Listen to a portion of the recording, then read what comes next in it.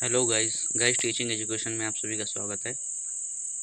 Guys आज हम बात करने जा रहे हैं सीटेट के जो सीडीपी पेपर होता है मीन्स उसका पार्ट है, उसके क्वेश्चन की बात करने जा रहे हैं, जिसमें दूसरी क्लास है दोस्तों। 1 से 8 तक के क्वेश्चन एक दिन हमने करा दिए थे और मैंने कई बार बताया, फिर बता रहा हूँ दोस्तों कि सीडीपी जो है ये दोनों सब्जेक्ट में कॉमन रहती है। मीन्स दोनों लेवल प्राइमरी जूनियर दोनों में कॉमन रहता है सब्जेक्ट। सेम सिलेबस भी है दोस्तों, सिलेबस में भी कोई डिफरेंस नहीं है, आप चाहे प्राइमरी हो चाहे जूनियर की। तो दोस्तों ये मैंने प्रीवियस ईयर पेपर लिए, 26 जून 2011 का पेपर है।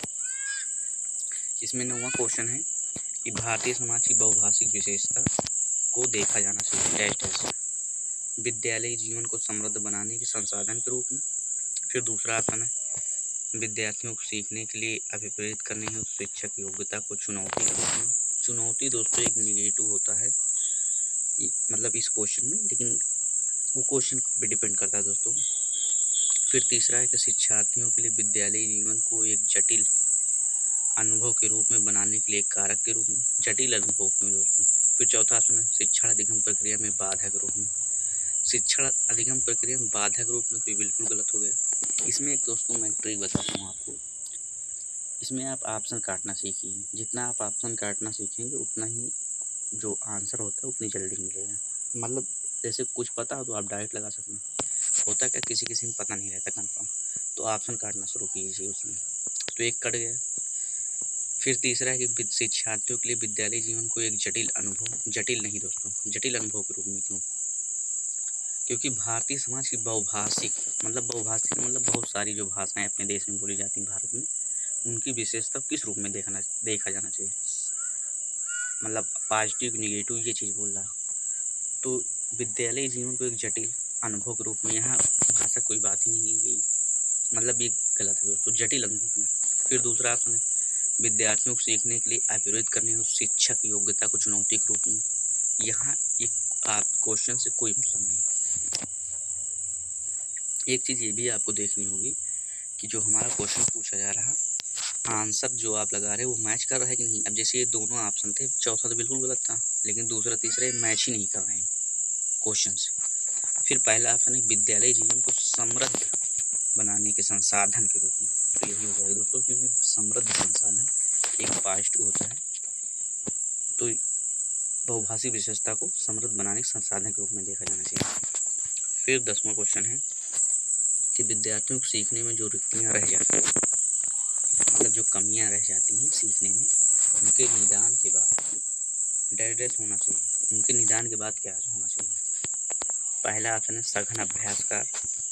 फिर है सभी पाठों को व्यवस्थित रूप से दोहराना। फिर तीसरा है दोस्तों शिक्षार्थियों और अभिभावकों को उपलब्धि के विषय में बताना।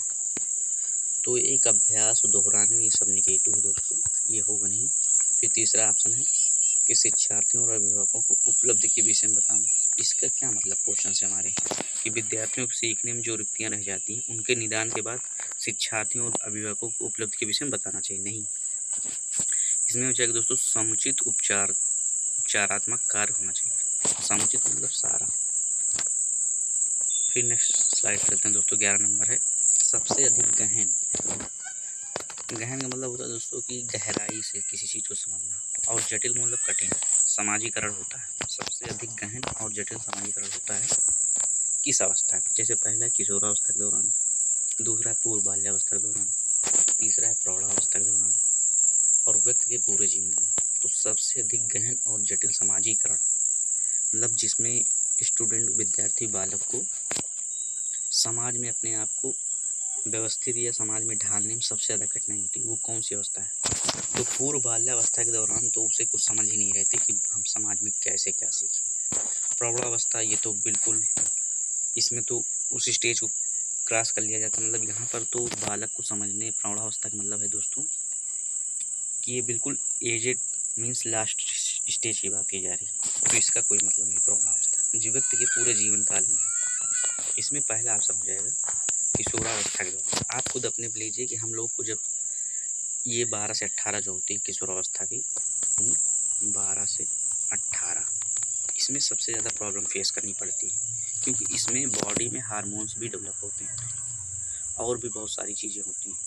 तो उसकी वजह से समाजकरण मतलब जो समाजीकरण है सबसे गहन और जटिल। फिर 12 नंबर क्वेश्चन है कि आनुवंशिकता को सामाजिक संरचना माना जाता है। पहला है गौड़, दूसरा गत्यात्मक, तीसरा स्थिर, चौथा प्राथमिक। तो आनुवंशिकता को सामाजिक संरचना में चौथे ऑप्शन से लेता हूँ, क्या प्राथमिक संरचना माना जाता है? नहीं। फिर दूसरा ऑप्शन इसमें गत्यात्मक का मतलब दोस्तों जैसे गतिशील वस्तु होती है। गत्यात्मक का मतलब क्या, ये हमेशा चलता रहता है आनुवंशिकता। तो ये तो ऐसा नहीं है दोस्तों आनुवंशिक, क्योंकि जो आनुवंशिक में आता है वो स्थिर रहता है दोस्तों। तो इसको स्थिर संरचना सामाजिक संरचना माना जाता है, क्योंकि आप भी जानते होंगे दोस्तों जैसे आनुवंशिकता का जो सबसे बड़ा उदाहरण है आँखों का रंग होता है। तो ये कभी चेंज नहीं होता दोस्तों, और ना ये आगे बढ़ेगा, कुछ उसमें प्रोसेस होगा, ये स्थिर रहता है। नेक्स्ट स्लाइड चलते हैं। 13 नंबर क्वेश्चन है कि पियाजे के अनुसार विकास की पहली अवस्था जन्म से 2 वर्ष। इन्होंने 4 अवस्थाएं बताई हैं। जन्म से 2 वर्ष, 2 से 6, 6 से 12, 12 से 18। तो इसमें पहला ऑप्शन के दौरान बच्चा डैश सबसे बेहतर सीखता है। मतलब पहली अवस्था में के दौरान बच्चा किसके द्वारा सबसे अच्छे तरीके से सीखता है, ये ऑप्शन से पता चलेगा दोस्तों। जैसे पहला है निष्क्रिय शब्दों को समझने के द्वारा। तुरंत गलत हो गया दोस्तों, निष्क्रिय शब्द कहाँ पहली अवस्था में? पहली बात तो शब्द उब्द का कोई मतलब नहीं, और निष्क्रिय। फिर दूसरी है अमूर्त चिंतन, ये दोस्तों चौथी अवस्था है। अमूर्त चिंतन बालक जो होती है, चीन पियाजे ने बताया है, अमूर्त चिंतन चौथी अवस्था में बालक करता है।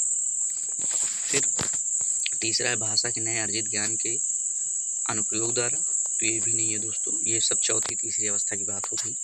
इसमें हो जाएगा दोस्तों चौथा इंद्रियों प्रयोग द्वारा। मतलब इंद्रियां जो होती आँख, नाक, कान, ये सब इंद्रियां हैं, तो इनके प्रयोग द्वारा बच्चा सबसे बेहतर सीखता है।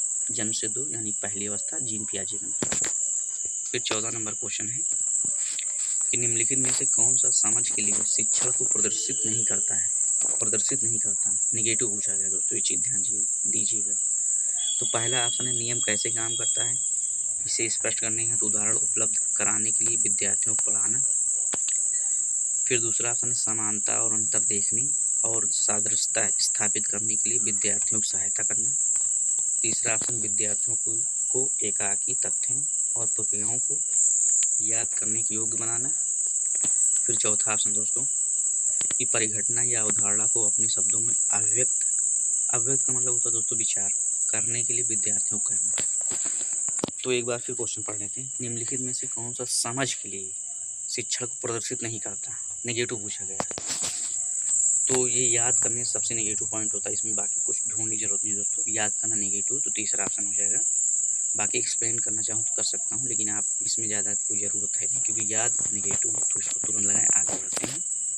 15 नंबर क्वेश्चन है कि सीखने का सिद्धांत जो पूर्ण रूप से और केवल अवलोकनीय व्यवहार पर आधारित है, सीखने डैश डैश सिद्धांत से संबंधित है। पहला विकासवादी, ऑप्शन मीन्स। फिर दूसरा है व्यवहारवादी, तीसरा है रचनावादी, और चौथा है संज्ञानवादी। तो दोस्तों ये तीसरा चौथा नहीं होगा, रचनावादी संज्ञानवादी, विकासवादी भी नहीं होगा, ये होगा व्यवहारवादी। दूसरा ऑप्शन हो जाएगा इसमें। अवलोकनीय व्यवहार की बात की गई है दोस्तों, तो व्यवहारवादी हो जाएगा, इसमें कोई ज़्यादा समझने की जरूरत नहीं।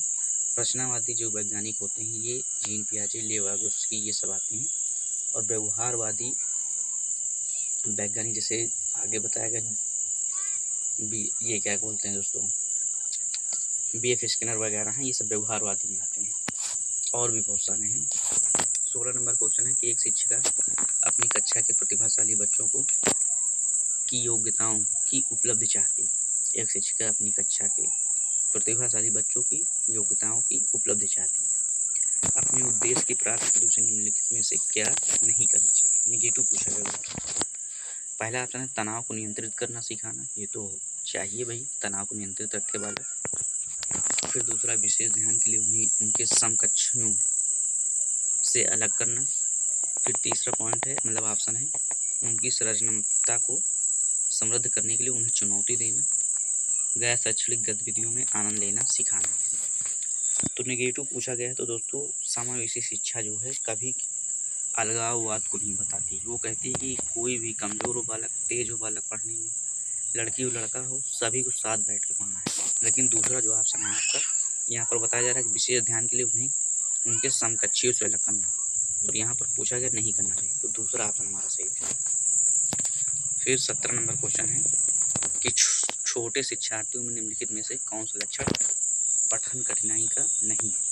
पठन कठिनाई का नहीं, छोटे शिक्षार्थियों में छोटे कक्षा 1 से 5 मान सकते हैं, कक्षा 1-2 या शुरुआती स्टेज कक्षा 2-3। तो पहला ऑप्शन है पठन गति और प्रवाह में कठिनाई। दूसरा ऑप्शन है शब्दों और विचारों को समझने में कठिनाई। तीसरा ऑप्शन है सुसंगत वर्तनी में कठिनाई। चौथा ऑप्शन है वर्ण एवं शब्द पहचान में कठिनाई। तो दोस्तों जैसे कक्षा 1 से 5 की हम बात करते हैं, छोटे शिक्षार्थियों में निम्नलिखित में से कौन सा लक्षण पठन कठिनाई का, पठन का मतलब पढ़ने से संबंधित होना चाहिए। तो भैया शब्द है यहाँ, तो शब्द को बालक पढ़ेगा, और विचारों को समझने में कठिनाई मतलब जो शब्द के माध्यम से विचार दिया जा रहा है उसको समझने में कठिनाई, ये हो सकता है, नहीं पूछा गया है।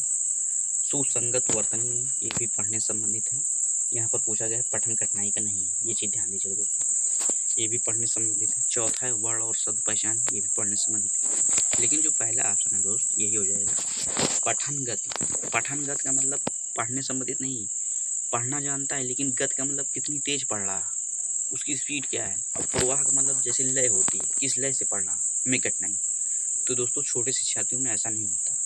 उम्मीद करता हूँ आप सभी समझ पाए होंगे। नेक्स्ट स्लाइड चलते हैं, 18 नंबर क्वेश्चन देखते हैं। निम्नलिखित में से कौन सी विशेषता आंतरिक रूप से अभिवृद्ध बच्चों के लिए सही नहीं है। निगेटिव पूछा गया दोस्तों, सही नहीं है। पहला, उन्हें कार्य करने में आनंद आता है। दूसरा ऑप्शन है वे कार्य करते समय उच्च स्तर की ऊर्जा प्रदर्शित करते हैं। तीसरा ऑप्शन है वे चुनौती भरे कार्यों को पसंद करते हैं। फिर चौथा ऑप्शन है वे हमेशा सफल होते हैं। तो यहाँ पर एक चीज़ ध्यान दीजिएगा, आंतरिक रूप से अभिप्रेत जो बच्चे होते हैं उनको एनसीईआरटी ने सबसे अच्छा बालक माना गया है कि आंतरिक रूप से अभिप्रेत, पॉजिटिव हमेशा। जो बाह्य रूप से विपरीत होते हैं इसको नेगेटिव। तो नहीं है, पहला उन्हें कार्य करने में आनंद आता है, ये सही है, ये नहीं होगा हमारा उत्तर। दूसरा ऑप्शन है वे कार्य करते हैं उच्च स्तर की ऊर्जा प्रदर्शित करते हैं, बिल्कुल सही बात है, लेकिन ये उत्तर हमारा नहीं होगा क्योंकि नेगेटिव पूछा गया है। फिर तीसरा ऑप्शन है वे चुनौती भरे कार्यों पसंद करते हैं, बिल्कुल, जो आंतरिक रूप से अप्रेरित होते हैं चुनौती भरे कार्यों पर अभिवृत रहते हैं, मतलब पसंद करते हैं दोस्तों। तो तीसरा ऑप्शन भी नहीं होगा। लेकिन वे हमेशा सफल होते हैं, ये चीज़ सोच के चलना गलत है कि हमेशा सफल ही होगी, ऐसा नहीं। फिर नेक्स्ट स्लाइड चलते हैं दोस्तों, 19 नंबर क्वेश्चन है कि शिक्षार्थियों का आत्मनियमन की ओर संकेत करता है। आत्मनियमन, पहला ऑप्शन है विद्यार्थियों के व्यवहार के लिए विनिमय बनाना। दूसरा ऑप्शन विद्यार्थी निकाय द्वारा बनाए गए नियम विनिमय। और जो दोस्तों तीसरा ऑप्शन है स्वानुशासन और नियंत्रण। और चौथा ऑप्शन है अपने सीखने का स्वयं पर्यवेक्षण करने की उनकी योग्यता। फिर से एक बार क्वेश्चन पढ़ते हैं कि शिक्षार्थियों को आत्मनियमन की ओर किस ओर संकेत करता है। पहला ऑप्शन है विद्यार्थियों के व्यवहार के लिए विनिमय बनाना। व्यवहार की कोई बात नहीं है दोस्तों यहाँ पर, तो पहला ऑप्शन गलत हो जाएगा। फिर विद्यार्थी निकाय द्वारा बनाए गए नियम विनिमय, नहीं, ये भी नहीं होगा। अब बचा दो ऑप्शन हमारे पास, स्वानुशासन और नियंत्रण, अपने सीखने का स्वयं पर्यवेक्षण करने की उनकी योग्यता। इन्हीं दोनों में से कोई एक होगा क्योंकि आत्मनियमन की बात की गई है और यहाँ पर कहीं पर आत्मनियमन की बात नहीं की गई। पहला स्वानुशासन मतलब तीसरा ऑप्शन स्वानुशासन और नियंत्रण, और चौथा है अपने सीखने का स्वयं पर्यवेक्षण करने की उनकी योग्यता। तो इसमें दोस्तों तीसरा भी नहीं होगा, इसमें होगा चौथा हमारा। क्यों? क्योंकि तीसरे चौथा में चौथा ऑप्शन ज़्यादा बेस्ट है। आप देखिए कैसे, अपने सीखने का स्वयं पर्यवेक्षण। पर्यवेक्षण मतलब जैसे दोस्तों निरीक्षण होता है, जैसे इन्विजिलेटर होते हैं या जैसे जो जांच करते हैं, या क्लास मॉनिटर या जो टीचर आते हैं अचानक, वो मतलब खुद पर्यवेक्षण करो, खुद जांच करो, करने की उनकी योग्यता। और तीसरा अपन क्या कर रहे हैं, स्वानुशासन और नियंत्रण, केवल अनुशासन और नियंत्रण नहीं, सीखने की बात की गई दोस्तों। तो ये ज़्यादा पॉजिटिव है, तो चौथा हो जाएगा। उम्मीद करता हूँ समझ पाएंगे आप सभी। हो सकता है मैं शायद ज़्यादा तेज़ी से बोल रहा हूँ, नेक्स्ट क्लास में मैं अपनी स्पीड थोड़ा कम करूँगा, मुझे ऐसा लग रहा है। फिर 20 नंबर क्वेश्चन है कि निम्नलिखित में से किस कथन को सीखने के लक्षण के रूप में नहीं माना जा सकता। नेगेटिव पूछा गया है, सीखने से संबंधित नहीं, कौन सा कथन ये बोला जा रहा है क्वेश्चन में दोस्तों। तो पहला है सीखना कुछ ऐसी चीज़ है जो कुछ अनुभवों के परिणाम स्वरूप घटित होती है। दूसरा है व्यवहार का अध्ययन सीखना है। फिर तीसरा ऑप्शन अनधिगम भी सीखने का एक हिस्सा है। और चौथा ऑप्शन है सीखना एक प्रक्रिया है जो व्यवहार में मध्यस्थता करती है। तो दोस्तों इसमें जो कहा जा रहा है कि निम्नलिखित में से किस कथन को सीखने के लक्षण के रूप में नहीं माना जा सकता।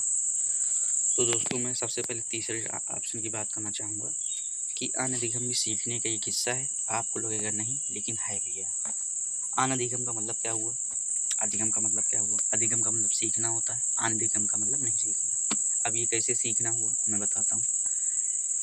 मीन्स अधिगम का मतलब हुआ कि जैसे आप क्लास में बैठे, कक्षा में बैठकर पढ़ रहे हैं, तो अधिगम हो रहा। लेकिन क्या आप जब घर पे रहते हैं, दोस्तों यारों के साथ रहते हैं, तो क्या कुछ नहीं सीखते हैं? सीखते हैं। तो ये हमारा ऑप्शन नहीं होगा तीसरा, ये चीज़ ध्यान दीजिए, क्योंकि हमारी नज़र तीसरे ऑप्शन पे जाती है, तो ये नहीं होगा। फिर है कि सीखना एक प्रक्रिया जो व्यवहार में मध्यस्थता करती है, ये भी दोस्तों नहीं होगा। सीखना एक प्रक्रिया जो व्यवहार में मध्यस्थता मतलब बीच, मध्यस्थता मतलब बीच का रास्ता, तो ये भी नहीं होगा। पहला ऑप्शन सीखना कुछ ऐसी चीज़ जो कुछ अनुभव परिणाम स्वरूप घटित होती है, बात सही, ये भी नहीं होगा, नहीं पूछा गया। दूसरा होगा कि व्यवहार का अध्ययन सीखना है, नहीं भैया ऐसा नहीं है, क्योंकि किस कथन को सीखने के लक्षण के रूप में नहीं माना जा सकता। क्या व्यवहार का अध्ययन कर लिया तो आप सीख रहे हैं? नहीं, ऐसा नहीं है। दोस्तों आज इतने ही क्वेश्चन, जो बाकी 10 क्वेश्चन बचे मैं कल करा दूंगा। थैंक यू दोस्तों, उम्मीद करता हूँ आप सभी क्वेश्चन समझ में आए होंगे, मेरा समझाने का तरीका पसंद आया होगा, ऐसे मैं उम्मीद करता हूँ। वीडियो को लाइक और चैनल को सब्सक्राइब कर दीजिएगा। थैंक यू, हम सभी नेक्स्ट क्लास में मिलते हैं। आप सभी अपना ध्यान रखिएगा दोस्तों। Thank you.